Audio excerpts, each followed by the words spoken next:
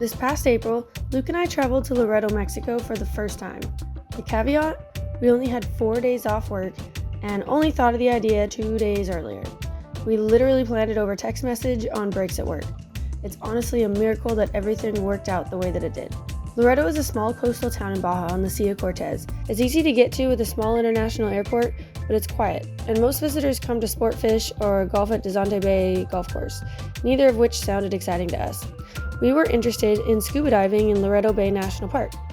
But mostly, I just really wanted to enjoy some good food and sunshine since I didn't go anywhere warm over the winter. The flight from LA was easy. We had booked this tiny resort a little ways out from the main square called Pufferfish Villas, which was actually cheaper than the other larger hotels our friends recommended. But since we booked everything online in a rush, we weren't sure what to expect. Dude, this place was sick and literally made our trip. And no, we didn't get any sort of discount because I'm making this video. But somehow we still snagged it for like $120 a night, which is insane. And since some other units were under construction, it was literally just us for the first 2 days. We found out later that the owners are creating the villas as a passion project, and it shows. And they have a YouTube channel documenting the whole experience. I added the link to their channel in the description below. But back to us.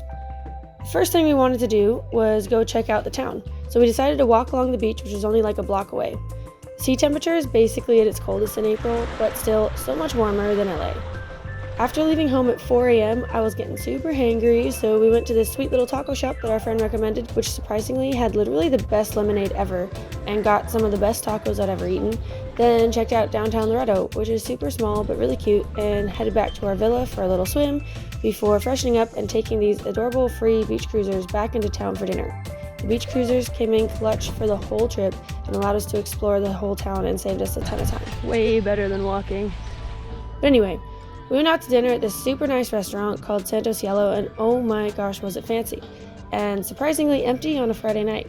But we found most places in Loreto to be pretty empty, honestly.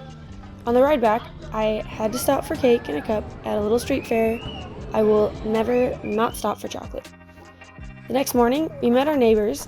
They're really cute. Before going out to lunch at Poblanito, which was my first experience with mole. I could literally drink the stuff, it's so good. And we cruised around town all morning, and I picked up ceviche from a well-known local dude with a cooler on the street corner by the harbor. And no, I didn't get sick once on this trip, thanks for asking.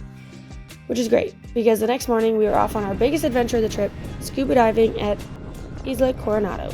Good thing we are used to the cold water at the Channel Islands because the water was at its coldest at this time of year. But that also meant we had the tour to ourselves. We opted out of the sea lion dive, which is the most common thing to do here, but we see lots of sea lions around the Channel Islands, so we wanted to see some unique reef structure. Even though there was a lot of current that day, we saw some really cool gardens of soft corals and a ton of unique wildlife that live in Loreto Bay National Park.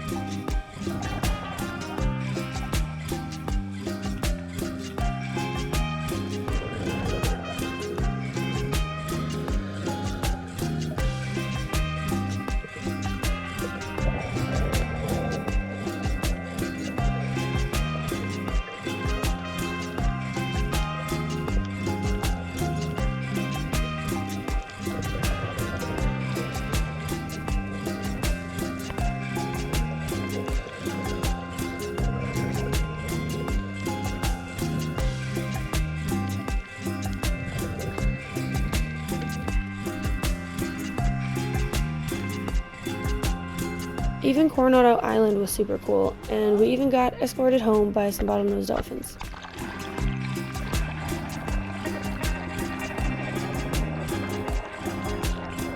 But, unfortunately, our beloved villa was booked by someone else for our last night, so we had to swap to another hotel called Hotel Oasis.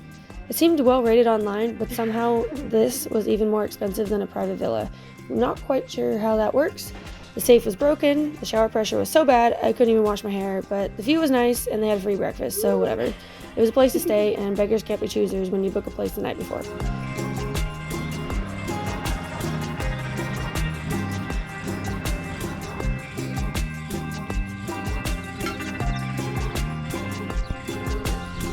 I will say, I appreciated having a nice place to hang out before catching our flight home the next day. This weekend was a last-minute whirlwind of a trip to Mexico, but even though it was off-season, I got the warm weather I'd been missing, I got to eat some incredible food, and we got to explore an underwater national park. Pretty successful trip. And if you're interested in visiting Loreto, check out the link to my blog right here or in the description below for more specific information and recommendations. Later!